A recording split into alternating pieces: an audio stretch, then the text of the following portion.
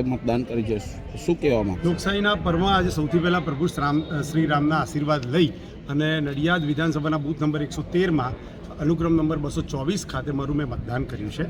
અને આજે સૌથી પહેલાં તો વર્લ્ડ ટીચર એપ્રિસિએશન ડે છે, એટલે શિક્ષકોનો આભાર માનવાનો દિવસ છે.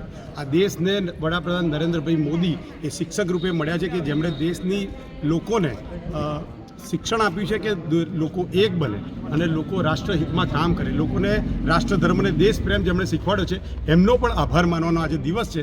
હું મારા વિસ્તારની સૌ જનતા જે ઉત્સાહથી મતદાન કરવા આવી રહી છે તેને આવકારું છું અને લોકોને એક અપીલ કરવા માગું છું કે સાંજ પહેલાં વધુમાં વધુ મતદાન આ ગરમીમાં પણ કરે અને રાષ્ટ્રહિતના પર્વમાં જોડાય, દેશને આગળ લઈ જવાવાળા આ યજ્ઞમાં સૌ એનો સહયોગ આપે એવી હું વિનંતી કરું. કેટલી સીટો માનો છો કે કેટલી આવી શકે? ગુજરાતમાં 26 સીટ આવશે, એમાં કોઈ બેમત નથી.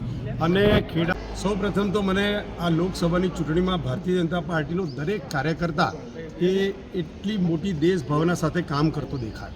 ઉમેદવાર સહિત બધા જ કાર્યકર્તાઓ પોતે જાતે ઉમેદવાર હોય એવી રીતે મહેનત કરતા દેખાયા. મારા ધારાસભ્યોએ એક સામાન્ય કાર્યકર્તાની જેમ ઘરે ઘરે જઈને પ્રચાર કર્યો અને જનતાને દેશભાવના સાથે જોડવાનું કામ કર્યું. મને એવું ચોક્કસપણે લાગે છે કે ભારતીય જનતા પાર્ટીમાં ઉમેદવાર એક ગૌણ છે, સમગ્ર પાર્ટી એક થઈને ચૂંટણી લડતી છે.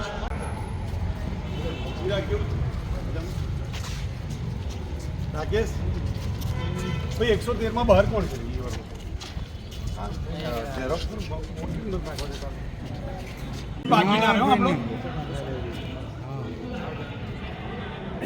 ઓકે.